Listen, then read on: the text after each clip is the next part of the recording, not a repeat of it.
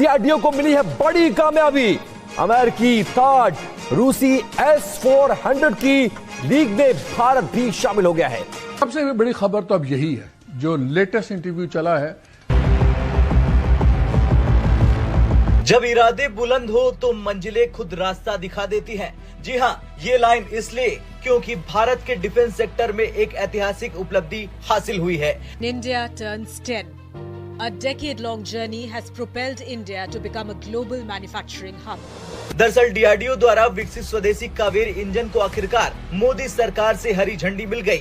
ये केवल एक तकनीकी सफलता नहीं, बल्कि भारत के आत्मनिर्भर रक्षा क्षेत्र में मील का पत्थर है। इसका मतलब सबसे पहले तो आपको ये मानना पड़ेगा कि ये कोई अनोखी बात अब नहीं रही।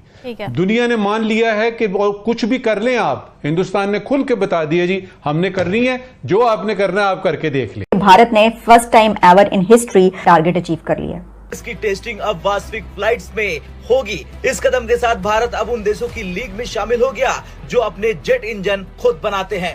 दोस्तों, आपने इंडिया का एक कॉन्सेप्ट सुना होगा। प्राइम मिनिस्टर मोदी जब से पावर में आए हैं उन्होंने इस चीज पे फोकस किया है, और वो ये है कि make in India is to make for the world. ये है भारत का नया slogan, make for the world. Check at the confidence the Indian government enjoys in this slogan. का मतलब है कि भारत को अब अपने फाइटर जेट्स और ड्रोन के लिए पश्चिमी देशों के इंजनों पर निर्भर नहीं रहना पड़ेगा। कावेरी इंजन का सफर 1986 में शुरू हुआ, लेकिन इसे लेकर कई चुनौतियां और आलोचनाएं झेलनी पड़ी। इस प्रोजेक्ट पर 2000 करोड़ रुपए से अधिक खर्च हुए। 2008 तक इसे भारत के तेजस फाइटर जेट के लिए अनुपयोगी घोषित करार कर दिया गया था। हालांकि डीआरडीओ ने हार नहीं मानी और लगातार प्रयास किया। अब इसका ड्राइव वर्जन तैयार है, जिसका इस्तेमाल भारत के घातक ड्रोन और अन्य अनमैन्ड एरियल व्हीकल्स यानी यूएवीज में किया जाएगा। ये इंजन अब अच्छा खासा न्यूटन की थ्रस्ट जनरेट करता है और जल्द इसे 75 किलो न्यूटन तक ले जाने का प्लान है। कावेरी इंजन ये भारत का होम ग्रोन इंजन है, और ये बहुत बड़ी एक बोलते हैं बहुत बड़ी उपलब्धि है भारत के लिए, क्योंकि ये एक पहला कदम है towards self reliance in aero engine fighter aircraft technology. आत्मनिर्भर भारत और मेक इन इंडिया, तब काफी लोगों ने इसका मजाक बनाया था। This is how the survey says एक मरकजी किरदार चाइना अदा करे, तो मैं समझता हूं कि वो इस मोलमे के लिए तैयार हैं। उन्होंने बड़ी मेहनत की है, उन्होंने हिम्मत की है और बड़ा फोकस किया है इनोवेशन पर। और अभी अब मैं देख लें, मैं इकोनॉमिस्ट में स्टोरी आई है, साफरान जो फ्रेंच कंपनी है जो फाइटर इंजन बनाती है फ्रांस में, उसने इसका ऑडिट किया है, वहां पे भी वो पास हो गया। तो मेरा ये मानना है कि इससे आने से भारत को इंडिजिनस फाइटर एयरक्राफ्ट बनाने में किसी की जरूरत नहीं रहेगी। मैं तो इसको ऐसे कॉन्फिडेंस जब देखता हूँ ना, ठीक है, कि अब इंडिया ने जो काम करना शुरू किया कि हमने असल में देखें, इंडिया स्टार्टेड कि जी हमें मेक इन इंडिया तो है ही है, but we are making for the world. और इंडिया सारे का सारा किस पे बैंक कर रहा है? On India's youth. अब बहुत सारे लोगों को नहीं पता ये मेक इन इंडिया इनिशिएटिव क्या है। मेक इन इंडिया इनिशिएटिव जिसे कहते हैं, जिससे मैन्युफैक्चरिंग जो है वो इंडिया की कहाँ पे कहाँ जा रही है, because they have taken an initiative. Narendra Modi ने बेसिकली इसके ऊपर काम करना शुरू किया और उसने एक स्पीच की, उन्होंने कहा जी कम मेक इन इंडिया, और ये था टू रिवाइव मैन्युफैक्चरिंग सेक्टर।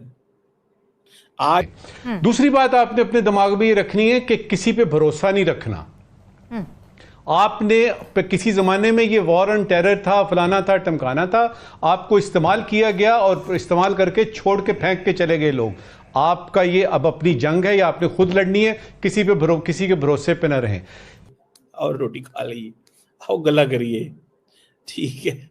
दुनिया जो है वो मतलब मैं इसमें हम क्या करें यार। ये नहीं कि इंडिया में ऐसे लोग नहीं होंगे या चाइना में ऐसे लोग नहीं होंगे हमारी तरह के जो कहेंगे बह जाओ, खैर है कोई नहीं, बह जाओ, वेखी जाएगी, बह जाओ, रोटी खा के जाए, चाय पी के जाए। हम तो जिसे कहते हैं ना, हमने बकरी तमाशा शुरू किया हुआ। आज इंडिया की वो बात कह रहे हैं, ग्लोबल साउथ को लीड करो। स्पेन का लीडर बैठा हुआ है वहां पे, बेसिकली तो वो उसको कह रहे हैं पाए ना, हम तुम्हारी मैन्युफैक्चरिंग करेंगे, बंद करो फैक्ट्रियां यूरोप के अंदर। अब तो देखें री इंडस्ट्रियलाइजेशन शुरू हो गई है, इंडिया को चैलेंज होगा क्योंकि अमेरिकन ने, यूरोपियंस ने ये एनालाइज कर लिया है that we have to go for the reindustrialisation, हमें री इंडस्ट्रियलाइजेशन करनी है। And for the reindustrialisation we need to invest in certain places, resources में इन्वेस्टमेंट करने की जरूरत है। ये दिस इज व्हाट जो मौजूदा वो जो उनकी वो जिसे कहते हैं ना यूरोप के अंदर सोचा जा रहा है कि हम री इंडस्ट्रियलाइजेशन की तरफ जाएं।